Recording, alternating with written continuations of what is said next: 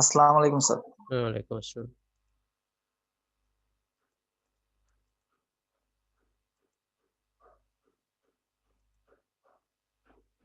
আপনারা সবাই রেজিস্টার স্টুডেন্টের লিস্ট মিলাই দেখছেন না?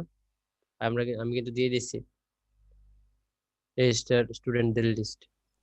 হ্যাঁ স্যার। জি স্যার, দেখছি স্যার। হ্যাঁ, এটা দেখে নিন।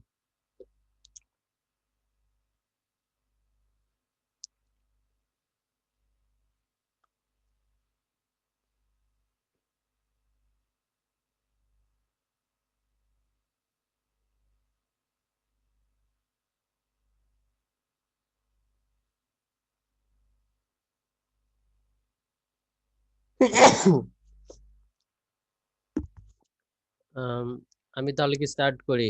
হ্যাঁ, যদিও আজকে কম, আজকে স্টুডেন্ট সংখ্যা তো কম কেন বুঝতে পারতেছি না সময়। সবাই এখন ঢুকবে। আচ্ছা ঠিক আছে, সবাই ঢুকতে থাকুক। আর একটু কিছু একটা কথা বলার ছিল, সেটা হচ্ছে মানে নেক্সট উইকে একটা এক্সাম হবে। হ্যাঁ, এই যে আমরা তো এটা গত ক্লাসে বলছিলাম, বাট সিলেবাসটা বলার হয়নি। আমি গুগল ক্লাসরুমে পোস্ট দিয়ে দিব, সমস্যা নেই। তো এটা হচ্ছে নেক্সট মঙ্গলবার। হ্যাঁ, নেক্সট মঙ্গলবারে হচ্ছে এক্সামটা হবে ক্লাস টাইমে, গুগল ফর্মে। ঠিক আছে? ওই জায়গার হবে স্যার, নাকি স্যার লিখে ছবি তুলে জমা দিতে হবে? না, গুগল ফর্মে কোনো ছবি টবি তুলে জমা দিতে হবে না আপাতত। এটা মাল্টিপল চয়েস কোশ্চেনের মতো করবো। ঠিক আছে?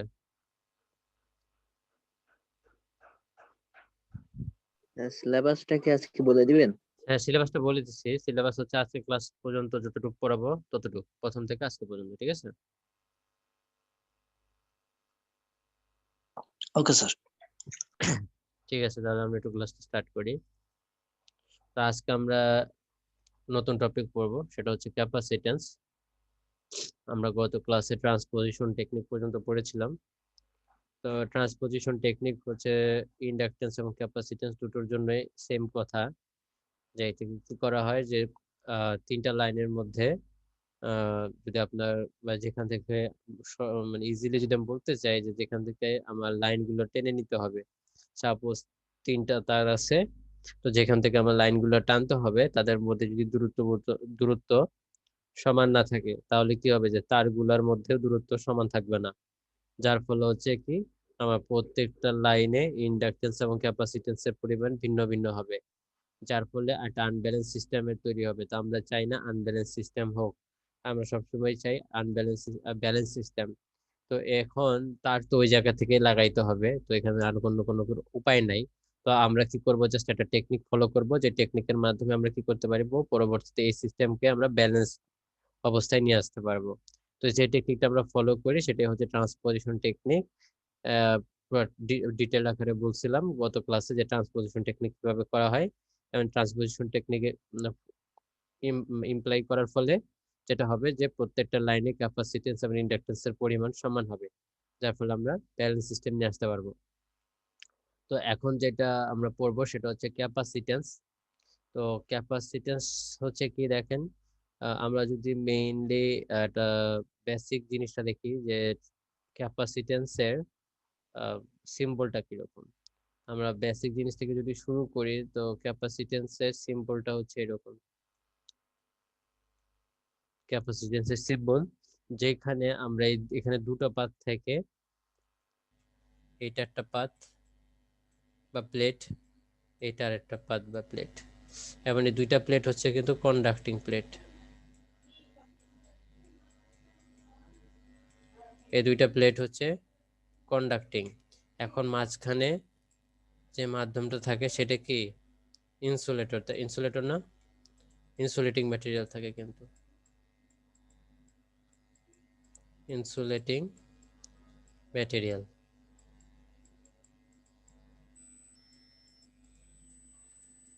তাহলে হচ্ছে কি, দেখেন যে নর্মালি আমরা সিম্বল থেকে বুঝতে পারতেছি যে একটা ক্যাপাসিটেন্স তৈরি হবে কখন, যখন হচ্ছে যে দুইটা কন্ডাক্টিং প্লেটের বা দুইটা কন্ডাক্টরের মাঝখানে আমার এটা ইনসুলেশন থাকবে, ইনসুলেটিং ম্যাটেরিয়াল থাকবে, তখনই কি হবে, ক্যাপাসিটেন্সটা ফর্ম করবে। এভাবে আমরা নর্মালি একটা বেসিক উপায়ে ক্যাপাসিটেন্স ফর্ম করতে পারি বা ফর্ম হয় আর কি। তো এখন যদি আমরা একটু দেখেন ট্রান্সমিশন লাইন, যদি আমরা ট্রান্সমিশন লাইনের কথা বলি, ওভারহেড ট্রান্সমিশন লাইন চিন্তা করেন, ধরেন কি আছে, লাইনগুলো এভাবে যাচ্ছে, আমরা 3টা ওয়্যারের ক্ষেত্রে চিন্তা করি, তো এগুলো হচ্ছে আমাদের ট্রান্সমিশন লাইন। তো এগুলো তো আমার প্রত্যেকটা এক একটা কি হচ্ছে, ওয়্যার, এবং এই ওয়্যারের মধ্যে দিয়ে কিন্তু আমার কি হচ্ছে, কারেন্ট ফ্লো করতেছে। তার মানে এই কন্ডাক্টরগুলো আমার কন্ডাক্টিং ম্যাটেরিয়াল হিসেবে কাজ করতেছে। এবং ওভারহেড লাইনে দুটো তারের মধ্যবর্তী যে মাধ্যম, এখানে কি থাকে, এয়ার থাকে না, বাতাস থাকে। এখন বাতাসটা কিন্তু এটা ইনসুলেটিং ম্যাটেরিয়াল হিসেবে কাজ করতেছে। তাহলে কি হলো, যে তাহলে আমার এখানে দেখেন দুইটা কন্ডাক্টিং ম্যাটেরিয়ালের মাঝখানে একটা ইনসুলেটিং ম্যাটেরিয়াল আছে, যেটাকে আমরা বলতেছি এয়ার। তাহলে কি হবে, যে এটা ক্যাপাসিটেন্স ফর্ম করবে। তাহলে এই যেটা ক্যাপাসিটেন্স ফর্ম করলো। ঠিক তেমনি ভাবে যদি আমরা একটা গ্রাউন্ডের কথা একটা তারের কথা চিন্তা করি, সাপোজ যেটা একটা তার, এটার মধ্যে দিয়ে আমার কারেন্ট ফ্লো করছে, এবং ওই তারের সাপেক্ষে যদি আমি এখানে গ্রাউন্ড চিন্তা করি, গ্রাউন্ড লেভেল, তাহলে গ্রাউন্ডও কিন্তু একটা হাই কন্ডাক্টিং ম্যাটেরিয়াল হিসেবে কাজ করে। কারণ গ্রাউন্ডের মধ্যে কিন্তু আমরা সবাই জানি গ্রাউন্ডে কিন্তু এখানে হচ্ছে যেমন প্রচুর পরিমাণে আয়ন আছে, এবং ইকুয়াল পরিমাণ আয়ন থাকে, পজিটিভ নেগেটিভ, যে কারণে আমরা এখানে হচ্ছে যে গ্রাউন্ড নিউট্রাল অবস্থায় থাকে। তো এখানেও আমার হচ্ছে কন্ডাক্টিং ম্যাটেরিয়ালস, এখানেও কন্ডাক্টিং ম্যাটেরিয়ালস, এবং মাঝখানে হচ্ছে এয়ার থাকে, যার ফলে কি হচ্ছে, একটা কন্ডাক্টিং ম্যাটেরিয়াল এবং গ্রাউন্ডের মাঝখানেও আমার একটা ক্যাপাসিটেন্স ফর্ম হইতে পারে। তো একটা ছিল কি, আমি আগে যেটা দেখাচ্ছিলাম সেটা হচ্ছে যে দুইটা তারের মধ্যবর্তী স্থানে দুইটা তারের মধ্যবর্তীতে একটা ক্যাপাসিটেন্স ফর্ম হয়, যেটাকে আমরা বলতে পারি লাইন টু লাইন ক্যাপাসিটেন্স।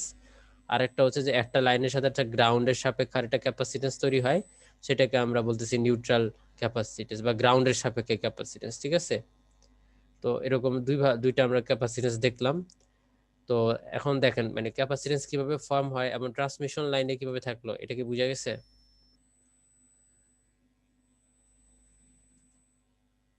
তাহলে যদি আমরা এখন একটু খেয়াল করি, দেখেন একটা তার,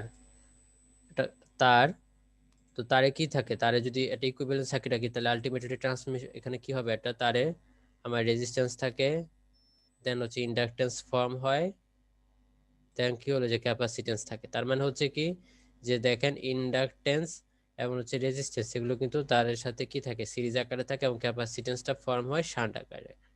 ঠিক আছে, এগুলো একটু মনে রাখতে হবে।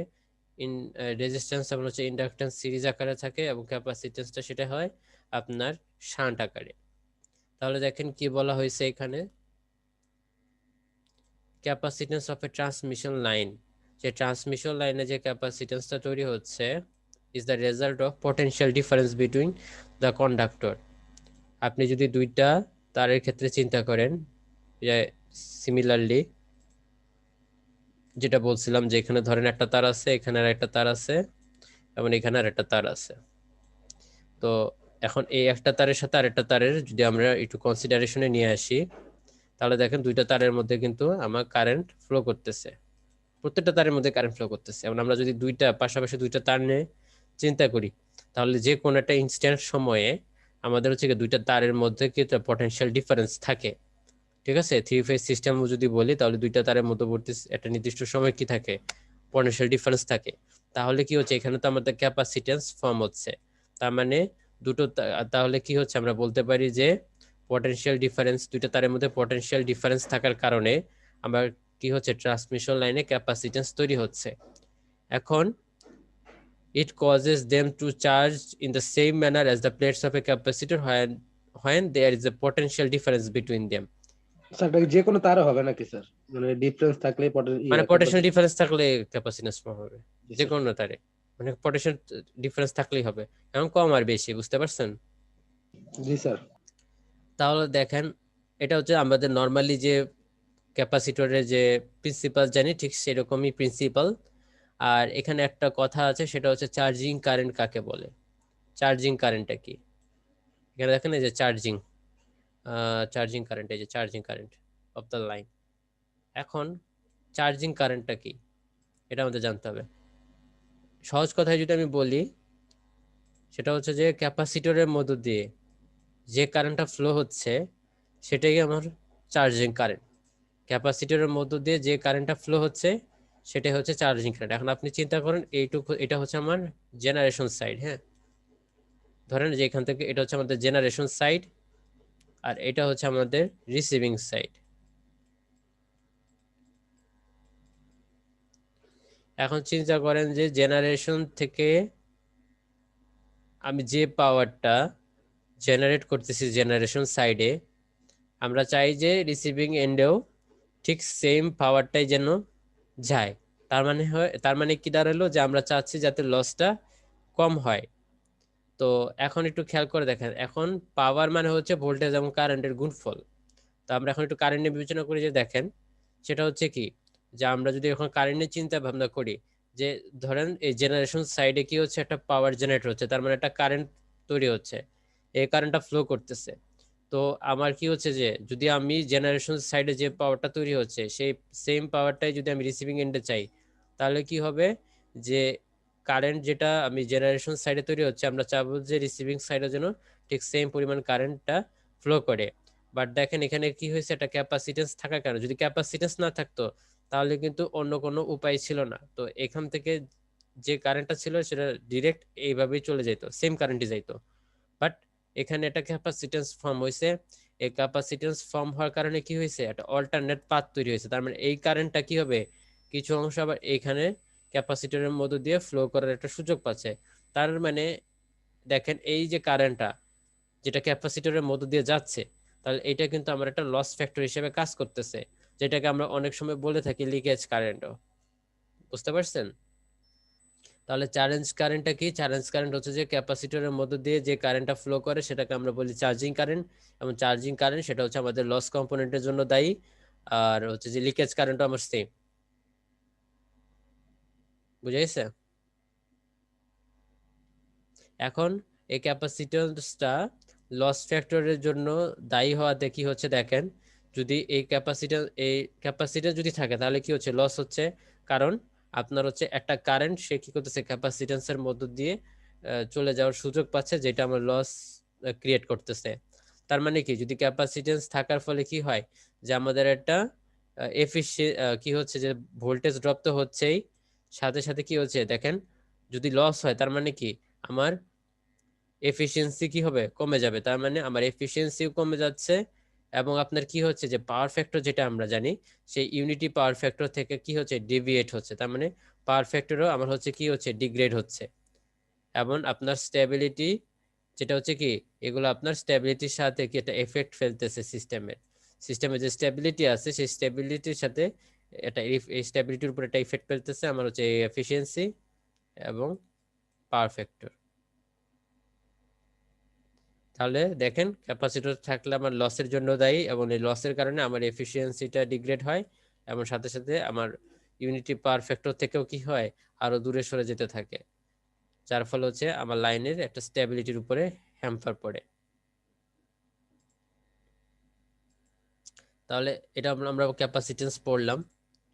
তো এখন যদি আমরা একটু বেসিকে যাব, একটু আমাদের হচ্ছে ইলেকট্রোম্যাগনেটিক ফিল্ডের আর একটু নলেজ লাগবে, সেই নলেজগুলো আমি আপনাদের দেওয়ার চেষ্টা করতেছি।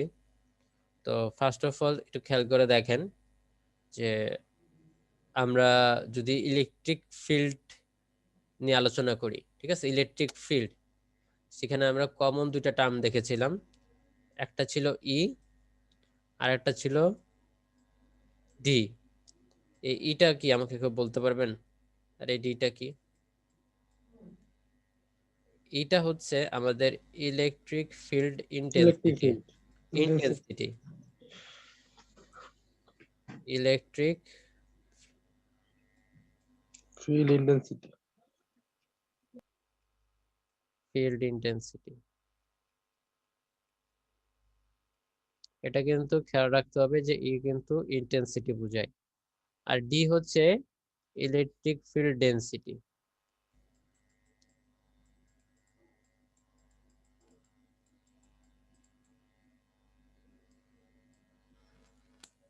এটা হচ্ছে ডেনসিটি। তাহলে ইলেকট্রিক ফিল্ড ডেনসিটি হচ্ছে যে পার ক্ষেত্রফলে বা পার এরিয়াতে কি পরিমাণ ফ্লাক্স আছে সেটার পরিমাণ সে বোঝায়। ঠিক আছে, সেটা হচ্ছে আমাদের ইলেকট্রিক ফিল্ড ডেনসিটি। তাহলে দেখেন এটা হচ্ছে আমাদের ইলেকট্রিক ফিল্ড ইন্টেন্সিটি, ডি হচ্ছে ইলেকট্রিক ফিল্ড ডেনসিটি। আচ্ছা, এখন দেখেন আমরা কি করতে পারি, যে আমরা যদি গজ ল পড়ছিলাম ইএমএফ এ, তো গজ লতে আমরা যদি অ্যাপ্লিকেশন পড়ে থাকি, গজ লর অ্যাপ্লিকেশনটা দেখলে আমরা একটা অনেকগুলো অ্যাপ্লিকেশন ছিল, তার মধ্যে একটা অ্যাপ্লিকেশন ছিল যেটা সিলিন্ড্রিক্যাল টাইপের, যেটাতে কন্ডাক্টর থাকে, ধরলাম এটা আমাদের সেন্টার, দেন এরকম যদি একটা সিলিন্ড্রিক্যাল টাইপ, আমাদের কন্ডাক্টর গুলো কিন্তু সিলিন্ড্রিক্যাল টাইপেরই। স্যার গাউস ল না গজ ল স্যার? হ্যাঁ, এক একজন এক আমরা এক রকম বলে এটা। আমরা বলছিলাম গজ ল। মানে ওই একই জিনিস, মানে গজলো আর গাউস, এখন কেউ গাউস বলে কেউ গজ বলে, বুঝতে পারছেন? জি স্যার। এখন উনি যে দেশের লোক, এখন ওই দেশের লোকই বলতে পারবে এটার আসল উচ্চারণটা কি, তাই না?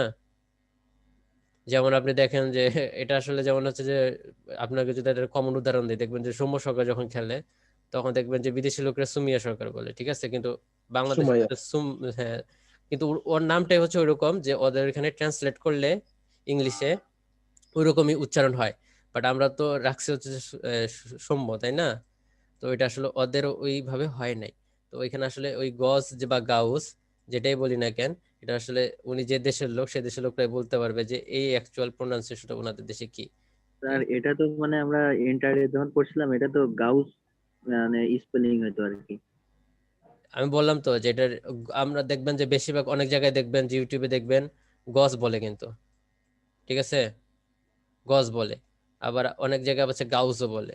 এখন যেটাই বলেন সমস্যা নেই। তো দেখেন আমি নর্মালি গজই বলি, গজল। তো দেখেন যে এটা হচ্ছে আমরা যদি বলি যে ল এর নাম যেটাই হোক না কেন, আমরা তো স্পেলিং জানি, যাই হোক গজ ল।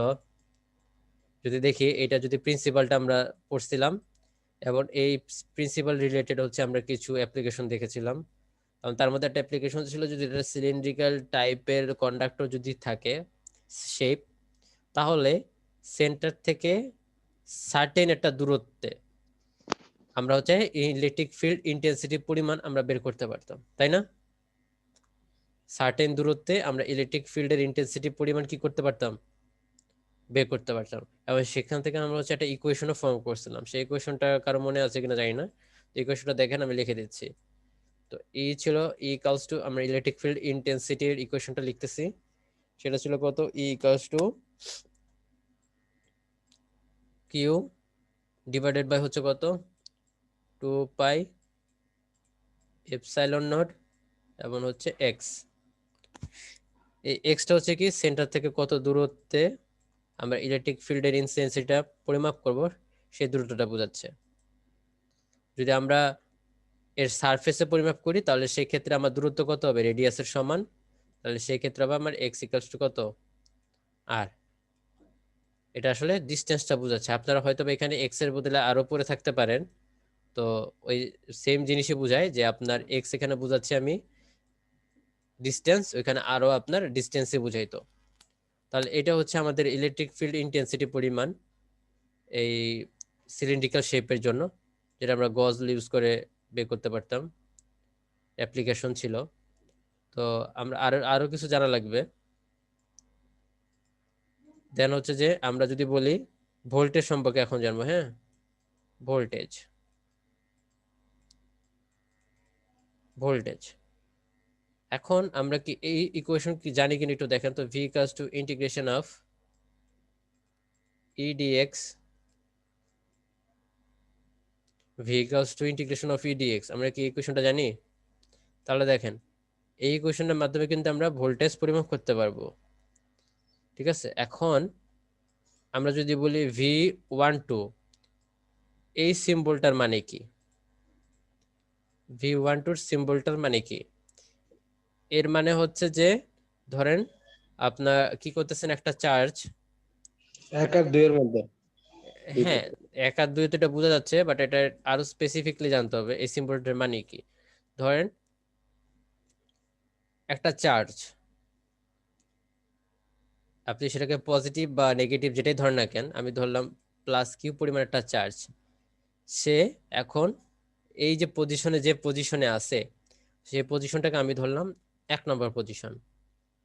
এখন এই প্লাস কিউ পরিমাণ চার্জকে আমি 1 নম্বর পজিশন থেকে যখন 2 নম্বর পজিশনে নিয়ে যাব, এই সেম পরিমাণ চার্জকে আমি কি করতেছি, এখন এই জায়গা থেকে উঠাই নিয়ে আমি 2 নাম্বার পজিশনে নিয়ে যাচ্ছি। তো এই চার্জকে আমি এখান থেকে সরাইয়া যদি আমি এইখানে স্থাপন করি, তাহলে তাহলে একক চার্জে যে পরিমাণ কাজ আমার করা লাগে সেটাই হচ্ছে পটেনশিয়াল ডিফারেন্স। তার মানে এখানে আমি বলতে চাচ্ছি যে আগে ছিল চার্জটা আমার 1 নং পজিশনে, এখান থেকে আমি সরাই 2 নং পজিশনে নিয়ে গেলে এই 2 এবং 1 নং এর মধ্যে যে পটেনশিয়াল ডিফারেন্স সেটাই হচ্ছে আমার V12। 2 মানে হচ্ছে নতুন স্থানে আমি কোথায় নিয়ে গেছি, আর 1 মানে হচ্ছে আগে কোন স্থানে ছিল। জাস্ট এটার অ্যালোকেশনটা আমরা বুঝতে হবে, বুঝতে পারছেন এই সিম্বল মানে কি বোঝাচ্ছে। তাহলে হচ্ছে আমরা চার্জটাকে কোথায় নিয়ে গেছি, 12 মানে কি V12 যদি লেখা হয়, তার মানে চার্জটা আমি 1 নং পয়েন্ট থেকে কোথায় নিয়ে গেছি, 2 নং পয়েন্টে নিয়ে গেছি। বুঝা গেছে?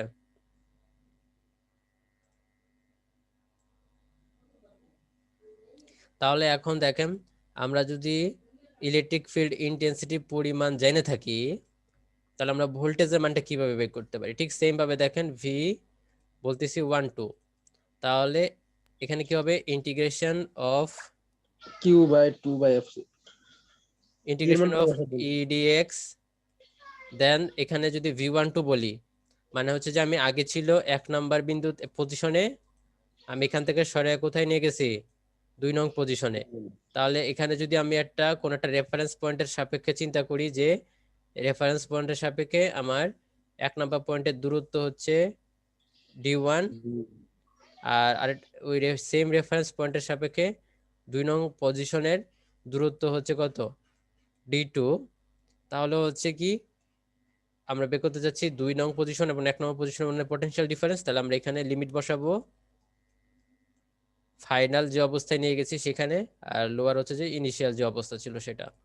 তাহলে V12 equals to integration of EDX, upper limit হবে D2 এবং লোয়ার লিমিট হবে D1। বুঝা গেছে? ওকে, তাহলে দেখেন এখন আমরা কি করতে পারি। এখন আমরা এই ই এর বদলে দেখেন এখানে আমরা এটা মান লিখেছি, এই মানটা আমরা হচ্ছে ই এতে বসাই দিতে পারি।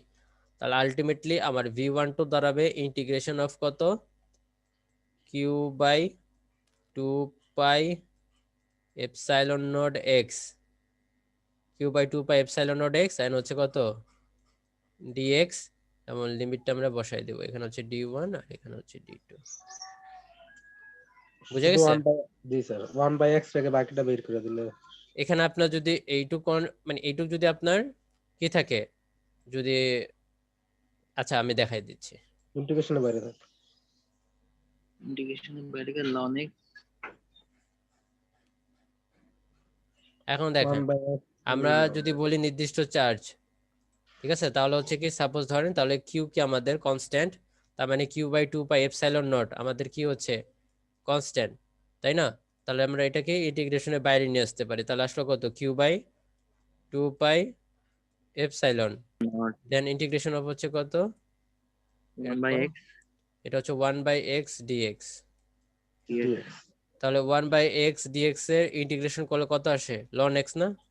ln x 1x তাহলে 2πε0 এখানে আসবে হচ্ছে ln x, এবং লিমিট হবে কত, D1 আর এন হচ্ছে D2।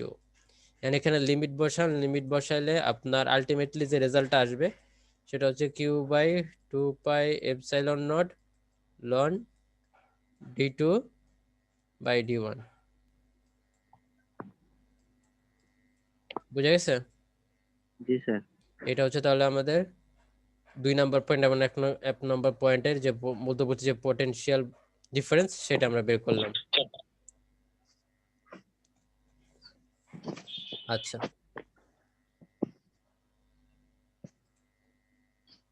আমি আপনাদের এই টপিকগুলা যে বই থেকে পড়াচ্ছি সেটা হচ্ছে হাদিস সাদাতের বই থেকে, ঠিক আছে? আমি আপনাদের এই পিডিএফটা অলরেডি শেয়ার করছি, আপনার ইচ্ছা করলে এটা পড়তে পারেন, বাট আমি থিওরিটা যেভাবে পড়াচ্ছি সেটা হচ্ছে হাদিস আদাতের বইয়ে দেওয়া আছে। হ্যাঁ, আপনাদের সাথে কিন্তু অলরেডি শেয়ার করা আছে ওই পিডিএফটা, আর এই পিডিএফটাও আমি দিয়ে দিছি, দেখবেন।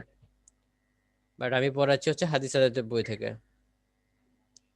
তো টপিকগুলো দেখেন, টপিকগুলো এখন আমরা যে টপিকটা ফার্স্টে পড়বো সেটা হচ্ছে কি capacitance of a single phase two wall line, এই টপিকটা পড়বো। আপনি আমার সাথে মিল পাবেন হচ্ছে হাদিস আদাতের বই যেভাবে লেখা আছে। তো এখন দেখেন যে টপিকটা হচ্ছে কি, ফার্স্টের টপিক সেটা হচ্ছে capacitance of a single phase two wall line, তাই না?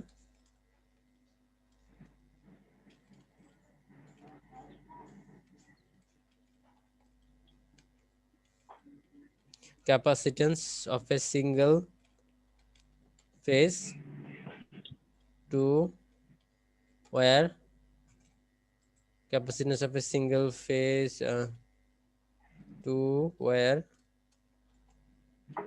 line.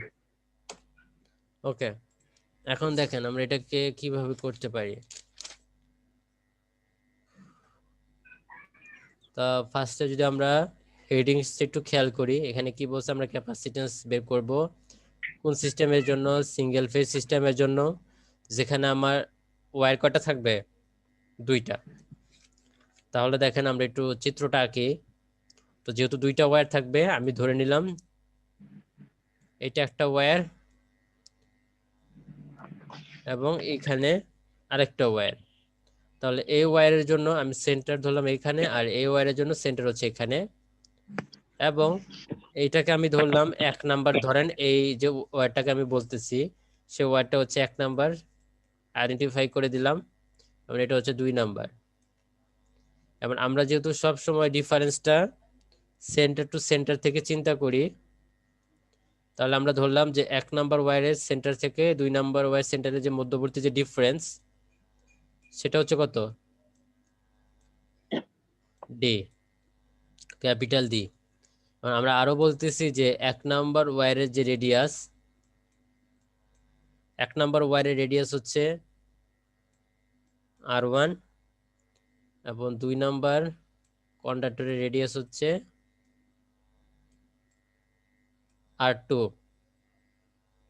এবং 1 নাম্বার কন্ডাক্টর আমার যে পরিমাণ চার্জ সে ক্যারি করছে, আমরা ধরলাম সে ক্যারি করছে Q1 চার্জ, এবং 2 নাম্বার কন্ডাক্টর যে কি পরিমাণ চার্জ সে ক্যারি করছে সেটাকে আমরা ধরলাম সে Q2 চার্জ সে ক্যারি করতেছে। তাহলে দেখেন আমি যে চিত্রটা আঁকলাম সেই চিত্রটার মিনিং আপনাদের কাছে ক্লিয়ার কিনা?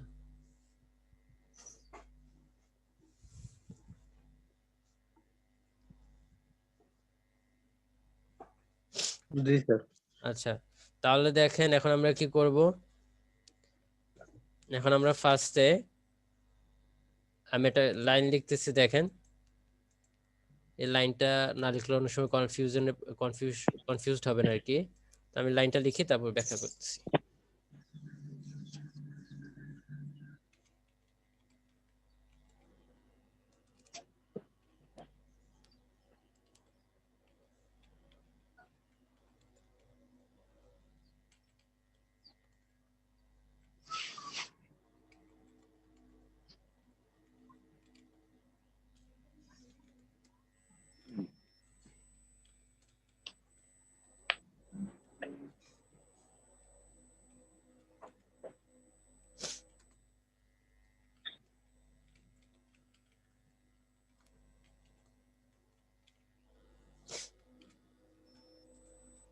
আচ্ছা, এখন দেখেন কি হচ্ছে, যে আমি বলতেছি এটা হচ্ছে কন্ডাক্টর 1 এবং এটা হচ্ছে কন্ডাক্টর 2।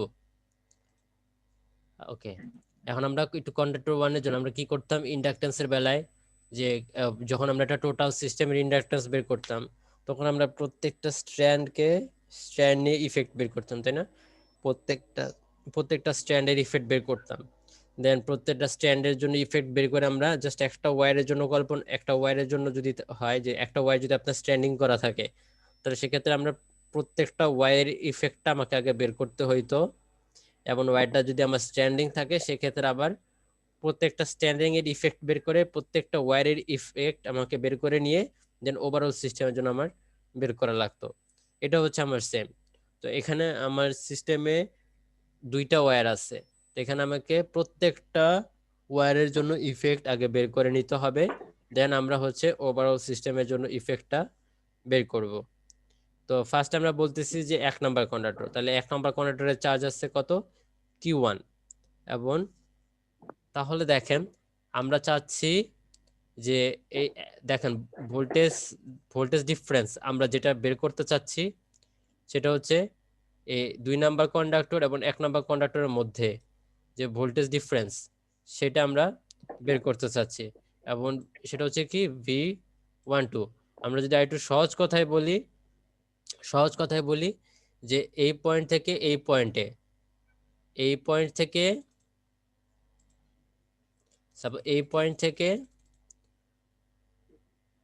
পয়েন্টে মধ্যবর্তী স্থানে আমাদের যে ভোল্টেজ ডিফারেন্স কত সেটা, মানে 2 নাম্বার পজিশন থেকে 1 নাম্বার পজিশনের মধ্যে যে ভোল্টেজ ডিফারেন্স সেটা আমরা বের করতে চাচ্ছি।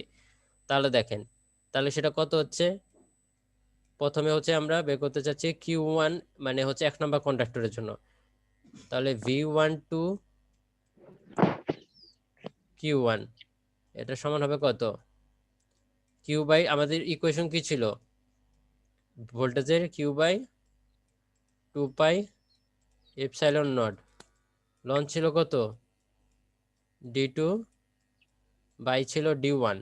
তাহলে এখানে হবে কত, এই চার্জ কিউ এর জায়গায় এখানে কত হবে, যেহেতু আমরা 1 নাম্বার কন্ডাক্টর চিন্তা করতেছি, মানে 1 নাম্বার কন্ডাক্টরের চার্জ আছে হচ্ছে আমার Q1, তাহলে এখানে কত হবে Q1 ডিভাইডেড বাই হচ্ছে 2 পাই এপসাইলন নট, দেন হচ্ছে লন, এখন সেটা ছিল D2 বাই D1, মানে হচ্ছে একটা রেফারেন্স পয়েন্ট ছিল, দেন আমরা বলছিলাম যে এই 1 নাম্বার পজিশন এটা ছিল আমাদের 2 নাম্বার পজিশনের রেফারেন্স পয়েন্ট থেকে ছিল দূরত্ব এটা D1, এবং রেফারেন্স পয়েন্ট থেকে 2 নাম্বার পয়েন্টের দূরত্ব ছিল হচ্ছে কত D2।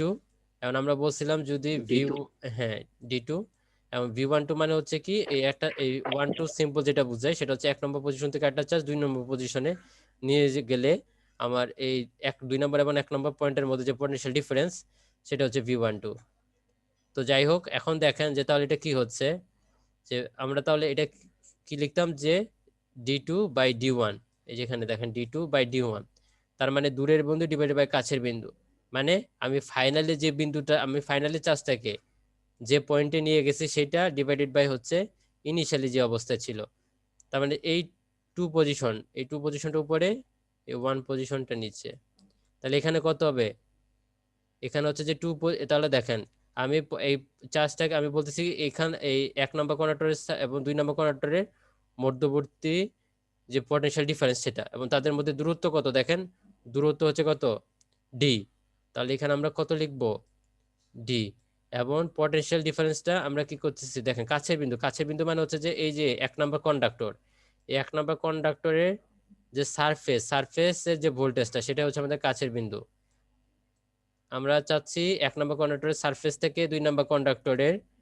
স্থানে আমরা মোটামুটি যে ভোল্টেজটা ডিফারেন্স সেটা, তাহলে অ্যাকচুয়ালি এর যে সারফেসটা হবে সেটা, তাহলে এর সারফেস হচ্ছে কত R1, তাই আমরা এখানে লিখবো R1। দেখেন এটা বুঝতে পারছেন কিনা,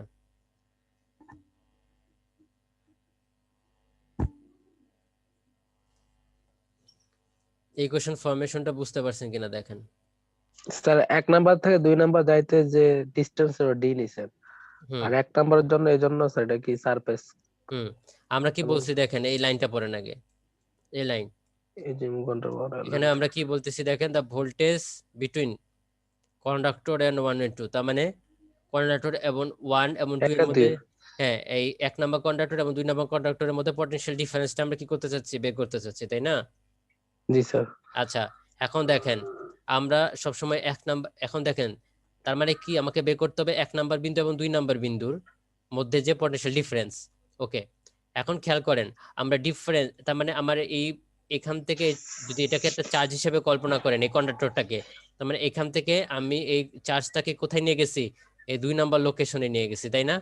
এবং আমরা যেহেতু সব সময় ডিফারেন্স কি করি, সেন্টার টু সেন্টার, দূরত্বটা সবসময় সেন্টার টু সেন্টার আমরা কি করি, কল্পনা করি, তাই না? তাহলে এখানে আমরা কি লিখবো, D।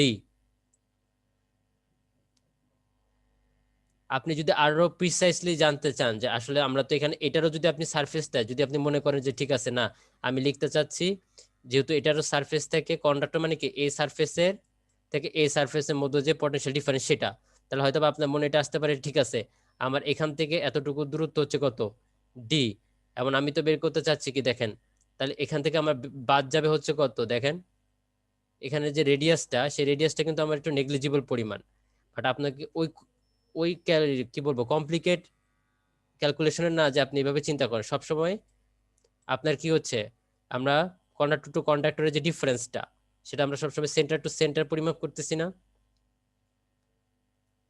জি স্যার। তাহলে এখানে দেখেন আমরা কন্ডাক্টর এটাকে যদি আমি একটা চার্জ হিসেবে কল্পনা করি তাহলে আমি এই চার্জটাকে কোথায় নিয়ে গেছি এই চার্জ এই পজিশনে না, হ্যাঁ তাহলে এটাই তো আমরা যখন ভোল্টেজ পরিমাপ করি তখন যে দুইটা পয়েন্টের মধ্যে মাপবো আমাকে ধরে নিতে হবে কল্পনা এভাবে করতে হবে যে এই চার্জটাকে আমি এই 1 নং পজিশন থেকে আমি এই 2 নং পজিশনে নিয়ে গেলে যে অবস্থা ওই অবস্থায় আমাকে হচ্ছে কি ওইভাবে চিন্তা করে নিতে হবে। তাহলে দেখেন তাহলে এই 1 নং পজিশন এবং 2 নং পজিশনের মধ্যবর্তী ডিফারেন্স কত ডি না, জি স্যার। এই কারণে এখানে ডি আছে দেখেন, মানে তাও বুঝতে পারছেন কিনা, মানে আমরা তো সবসময় কি করি একটা রেফারেন্স পয়েন্টের সাপেক্ষে দূরেরতম বিন্দুটা চিন্তা করি না, ডি2 মানে কি একটা রেফারেন্স পয়েন্টের সাপেক্ষে আমার যে ফাইনাল যে পয়েন্টটা সেটার ডিফারেন্স সেটা দূরত্ব তো তাই তো। জি স্যার। তাহলে আমি যদি রেফারেন্স পয়েন্টটা এইটা ধরি তাহলে এখান থেকে আমি নিয়ে গেছি এই পয়েন্টে, তাহলে তার দূরত্ব কত ডি না, ডি। এবার বুঝতে পারছেন। জি স্যার। তাহলে এই জন্য এখানে ডি। আর আমরা বলতেছি যে এই 1 নম্বর কন্ডাক্টরের সারফেসের অ্যাক্রসে যে পটেনশিয়াল সেটা সেটা হচ্ছে তাহলে দেখেন কারণ আমরা মাপতেছি এর এবং এই সারফেসের অ্যাক্রসের যে ভোল্টেজ ডিফারেন্স সেটা, তাহলে এটা যদি আমার রেফারেন্স হয় তাহলে এই রেফারেন্স পয়েন্ট থেকে এই যে কন্ডাক্টরের সারফেসের দূরত্ব কত r1 না, তাহলে এই জন্য এখানে r1 বুঝা গেছে এবার। জি স্যার। আপনি যদি 2 নাম্বারটা ধরতাম তাহলে আর2 হইতো। হ্যাঁ এটা হচ্ছে কি আমাদের V12 এবং সেটা শুধুমাত্র Q1 চার্জের জন্য, Q1 চার্জের জন্য মানে হচ্ছে যে এই 1 নাম্বার কন্ডাক্টরের জন্য হচ্ছে আমরা চিন্তা করছি, ঠিক আছে। এখন হচ্ছে যে এটা আসলে বুঝছেন কিনা এখন বোঝা যাবে যখন আমরা এখন আবার এই Q2 চার্জের জন্য হিসাব করব যখন।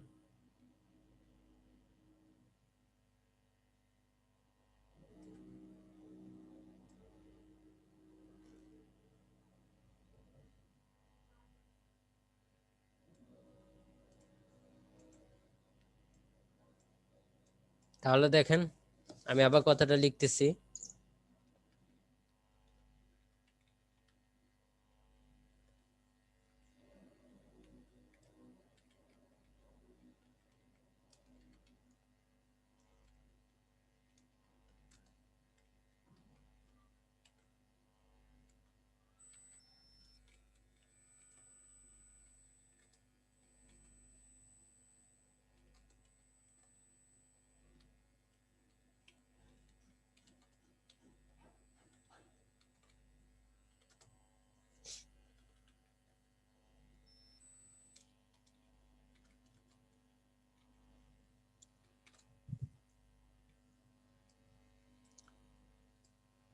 এখন একটু খেয়াল করেন আমরা ফার্স্টে শুধুমাত্র এই 1 নাম্বার কন্ডাক্টরের জন্য চিন্তা করছিলাম, এখন আমাদের এখানে আরেকটা কন্ডাক্টর আছে সেটা হচ্ছে কি 2 নাম্বার। এখন এই 2 নাম্বার কন্ডাক্টরে জন্য যদি আমরা বের করতে চাই তাহলে এই দুইটা পয়েন্টের মধ্যে পটেনশিয়াল ডিফারেন্স তাহলে কি করতে হবে এই চার্জটাকে আমাকে কল্পনা করতে হবে যে এখান থেকে আমি এই পজিশনে নিয়ে গেছি তাই না। জি স্যার। তাহলে এখান থেকে যদি আমি এই পজিশনে নিয়ে যাই এই Q2 চার্জকে যদি আমি এই পজিশন থেকে এই পজিশনে নিয়ে যাই V21 হবে। তাহলে সেই ক্ষেত্রে আমার ভোল্টেজ হবে কত V21 এবং সেটা হচ্ছে কি Q2 চার্জের জন্য তাই না। V21। হ্যাঁ V21 এবং Q2 চার্জের, তাহলে Q2 চার্জের জন্য D/R2। তাহলে এখানে দেখেন তাহলে ইকুয়েশন আসবে হচ্ছে Q2 ডিভাইডেড বাই কত 2 পাই এপসাইলন নট দেন হবে লন লন আবার তাদের D/R2। মধ্যে পরস্পর দূরত্ব, তাহলে এখানে আসবে D আর R2 মানে হচ্ছে কি এইখানে যদি আমি রেফারেন্স পয়েন্টটা ধরি সেক্ষেত্রে Q2 সারফেসের জন্য। তাহলে Q2 সারফেসের জন্য তাহলে এখানে কত হবে R2। R2। ঠিক আছে জি স্যার। আচ্ছা, তাহলে দেখেন, তাহলে আমি একটু কথাগুলো মুছে দিলাম, আমাদের ইকুয়েশন গুলো এখন কাজে লাগবে।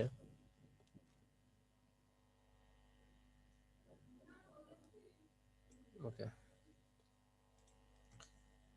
এখন দেখেন, সাপোজ আমি ধরেন আমার কাছে একটা ভোল্টেজ সোর্স আছে, ভোল্টেজ সোর্স, এটাকে একটা ভোল্টেজ সোর্স ধরেন, এবং এটা যদি আমার 5 ভোল্ট একটা ভোল্টেজ সোর্স হয়, তাহলে এটা পজিটিভ প্রান্ত এবং এটা কি নেগেটিভ প্রান্ত না?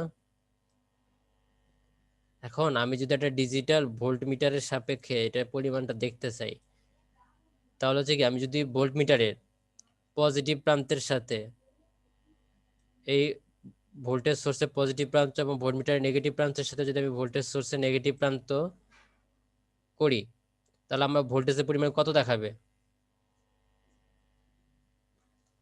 তার মানে হচ্ছে কি, দেখেন আমি যেটা বুঝাতে চাচ্ছি, এখানে যদি আপনি ধরেন এই পজিটিভ প্রান্তটাকে ধরেন এ এবং নেগেটিভ প্রান্তটাকে ধরেন বি, এখন ভোল্টমিটারের পজিটিভ প্রান্তের সাথে যদি আমি ভোল্টেজ সোর্সের পজিটিভ প্রান্ত লাগাই এবং ভোল্টমিটারের নেগেটিভ প্রান্তের সাথে যদি আমি ভোল্টেজ সোর্সের নেগেটিভ প্রান্ত লাগাই, তাহলে আমার ভোল্টমিটারে দেখতে পাবো কত? 5 ভোল্ট না? 5 ভোল্ট বিক্ষেপ দেবে। 5 ভোল্ট দিবে এবং সেটার হচ্ছে কত? ভিএবি সমান সমান 5 ভোল্ট, তাই তো? দেখেন, জি স্যার। আচ্ছা, এখন আমি কি করলাম, এই ভোল্টেজ সোর্সের পজিটিভ প্রান্তটা জাস্ট আমি একটু ওলট পালট করে লাগালাম। ভোল্টেজ সোর্সের পজিটিভ প্রান্তটা আমি এই যে ভোল্ট মিটারের পজিটিভ নেগেটিভে। প্রান্তটা আমি হচ্ছে যে এখানকার নেগেটিভ প্রান্তে লাগাইলাম, এবং এই যে ভোল্ট মিটারের যে নেগেটিভ প্রান্তটা সেটা আমি লাগালাম এই যে ভোল্ট মিটারের পজিটিভ প্রান্তের সাথে। তাহলে এই ক্ষেত্রে আমার বিক্ষেপ দিবে হচ্ছে কত? -5। -5। কিন্তু এখানে আমি ভোল্ট মিটারের পজিটিভ প্রান্তটা লাগাইছি এখানে বি প্রান্ত, তাই না? সেখানে হবে কত? ভি বি এ। তাহলে এখানে আমরা যে পয়েন্টটা পাবো সেটা হচ্ছে কত? VB BA. ভিবিএ। তাহলে দেখেন আলটিমেটলি তাহলে আমরা এখান থেকে কি দেখতে পাচ্ছি যে V A B equals to কত? মাইনাস ভি বি এ না? জি স্যার। এরকম যদি হয় তাহলে এখানে আমার কত হবে? ভি 12 বিএবি ভি 12 ইকুয়ালস টু কত হবে? মাইনাস ভি 21 না? জি স্যার। আচ্ছা, এখন দেখেন এটাতে যাওয়ার আগে এটা আমাদের কাজে লাগবে, এটা আমরা এখানে রাখলাম। এখন দেখেন আমি বলতেছি কি যে 1 নাম্বার কন্ডাক্টরের রেডিয়াস ছিল কত? R1, এবং 2 নাম্বার কন্ডাক্টরের রেডিয়াস ছিল কত? R2। এখন আমরা বলে নিচ্ছি যে দুইটা কন্ডাক্টর রেডিয়াস আমার সমান, ঠিক আছে? তার মানে R1 ইকুয়ালস টু কত? R2। যেহেতু তারা দুইটা কন্ডাক্টরের রেডিয়াস আমার পরস্পর সমান, তাহলে আমরা এইভাবে আলাদা আলাদা করে R1 R2 না লিখে আমরা বললাম যেটা কমন সিম্বলের মাধ্যমে প্রকাশ করলাম সেটা হচ্ছে আর। যদি আমরা এখন কমন সিম্বল এটা আর বলি, তাহলে এখানে R1 এর জায়গায় আমরা কি লিখতে পারি? আর লিখতে পারি না? তাহলে দেখেন আর লিখলাম, এবং R2 এর জায়গায় তাহলে আমরা এখানে আর লিখতে পারি। দেখেন, বুঝতে পারছেন এটা?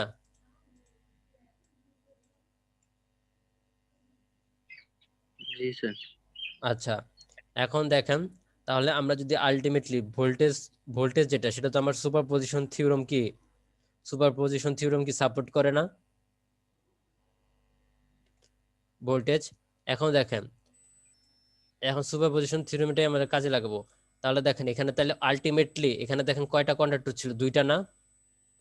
তাহলে দুইটা কন্ডাক্টর। দুইটা কন্ডাক্টর। তাহলে আমরা যদি ওভারঅল সিস্টেমের কথা চিন্তা করে যদি আমরা V12 বের করতে চাই, বের করতে চাচ্ছি কত? V12, তাহলে হবে কত? V12 যেটা বের করব সেটা হচ্ছে Q1 চার্জের জন্য একবার বের করব, আর একটা বের করব V12, সেটা বের করব কার জন্য? Q2 চার্জের জন্য, তাই না? যদি আমরা ওভারঅল V12 বের করতে চাই, তাহলে আমার প্রত্যেকটা চার্জের ইফেক্টের জন্য আমাকে বের করতে হবে V12, তাই না? দেখেন এতটুকু বুঝতে পারছেন? সুপারপজিশন থিওরেম কিন্তু আর কিছু না। তাহলে দেখেন এই v1 টু q1 তো আমরা বের করছি, তাহলে এখানে আমরা মানটা লিখি, ধরলাম q1 by 2 pi epsilon naught লন d by r। Okay, then plus লিখলাম v1 টু q2, তাহলে আমরা বের করছিলাম কত v21 q2, তাহলে v21 যদি আমরা জানি তাহলে v1 টু আমরা বের করতে পারবো না, কি করতে হবে জাস্ট মাইনাস করতে হবে না এটা, মাইনাস ডিরেকশন চেঞ্জ হবে। তাহলে এখানে minus q2 divided by 2 pi epsilon naught লন d বাই r।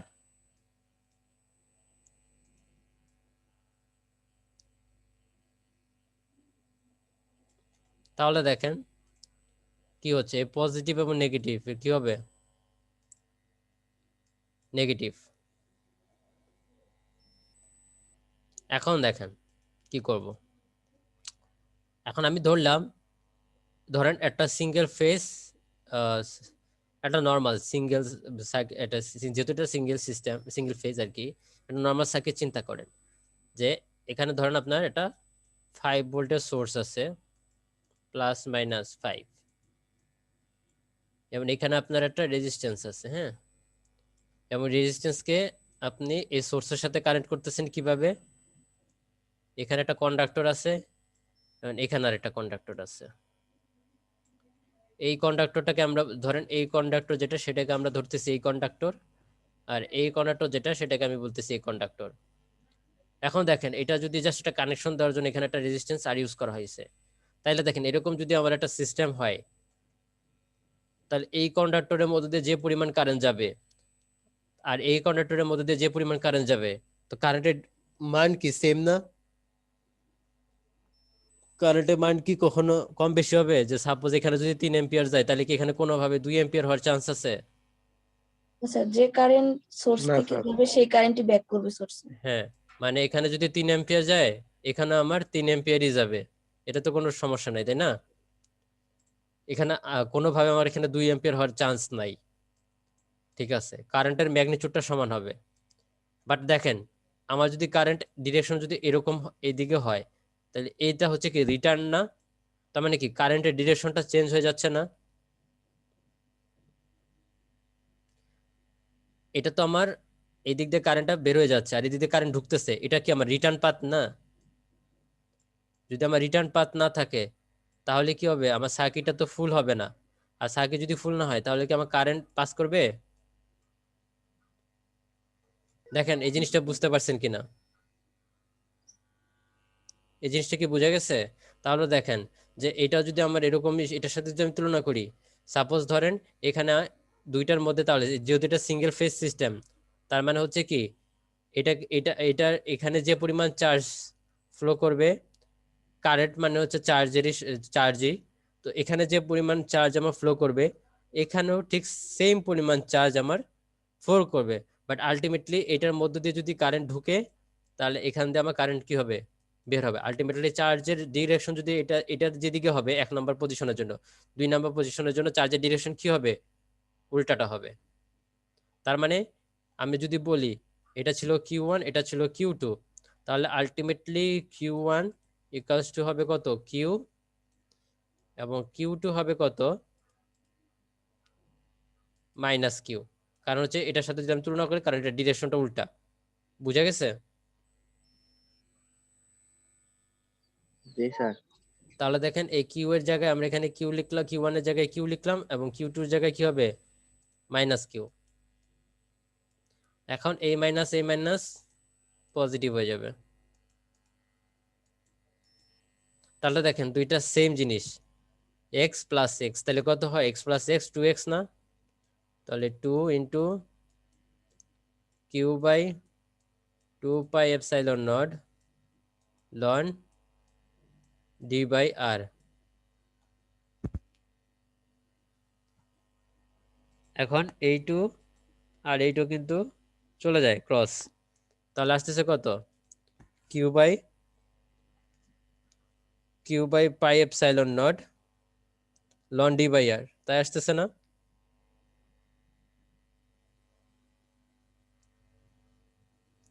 দেখেন এতটুকু বুঝতে পারছেন, তাহলে আমি সামনে আগাবো, নাহলে সামনে আগায় লাভ নাই। দেখেন রেসপন্স করেন।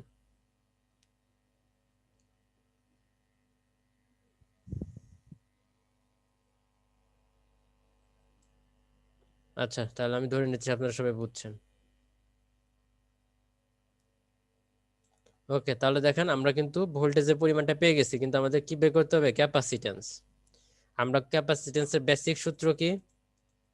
ক্যাপাসিট্যান্সের বেসিক সূত্র হচ্ছে C equals to Q by V না? দেখেন এটা কি না? তাহলে আমরা যদি বলি 1 নাম্বার কন্ডাক্টর এবং 2 নাম্বার কন্ডাক্টরের মধ্যে যে ক্যাপাসিট্যান্সটা ফর্ম হইছে, তাহলে সেটার ভ্যালু কত? সেটা হচ্ছে যে C12। তাহলে ultimately C12 equals to Q divided by V12। এবং এখানে যখন আমরা হিসাব করতেছি তখন কিন্তু কন্ডাক্টরের লেন্থ আমরা হিসাব করতেছি না, কন্ডাক্টরের লেন্থ আমরা 1 ধরে নিছি। হিসাব করতেছি না মানে হচ্ছে কন্ডাক্টরের লেন্থ এখানে আমরা 1 ধরে হিসাব করতেছি। তার মানে এখানে আমাদের ক্যাপাসিট্যান্সের যে মানটা আসবে, আমরা তো জানি নরমালি ফ্যারাডে, কিন্তু এখানে যেহেতু আমরা লেন্থ 1 ধরে হিসাব করতেছি, তার মানে এটা হচ্ছে ফ্যারাডে পার মিটার ইউনিটটা। তাহলে দেখেন এখানে তো কিউ এর মান কিউই হবে, আর V12 এর মানটা এখানে বসায় দেন, তাহলে কত আসে? Q divided by pi epsilon naught loan D by কত আর। তাহলে এই পাই এপসাইলন নটটা উপরে চলে যাবে,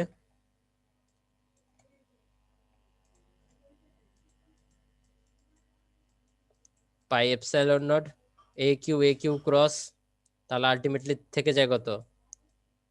pi epsilon naught divided by লন D by R Faraday per metre. এটা হচ্ছে তাহলে আমার 1 নাম্বার।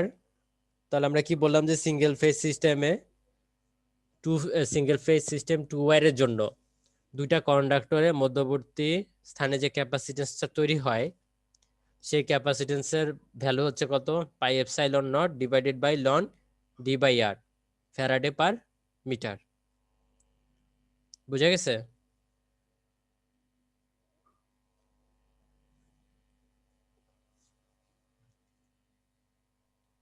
এতটুকু কি জি স্যার। আচ্ছা, তাহলে দেখেন আজকে আমরা এতটুকুই পড়বো, বাট আপনাদেরকে এটা জানাই রাখি যে একটা জাস্ট ওই প্রমাণটা আমরা নেক্সট ক্লাসে করব, বাট প্রমাণের রেজাল্টটা কিরকম হবে এটা আমি আপনাদেরকে বলে দিই।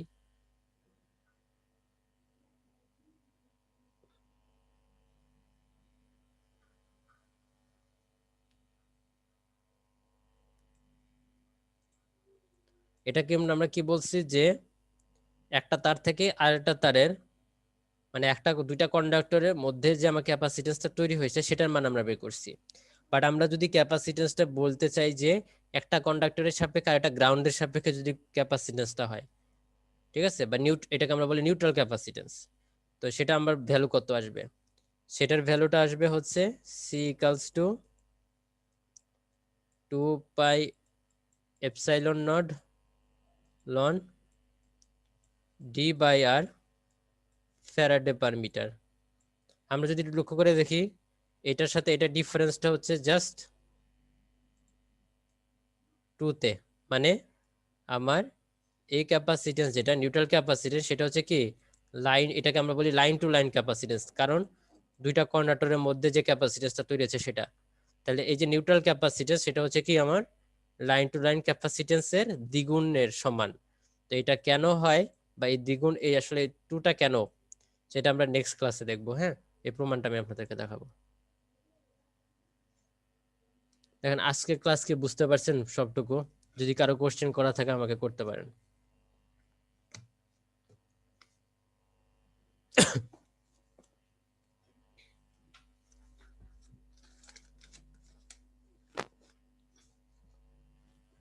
কেউ কোশ্চেন করবেন?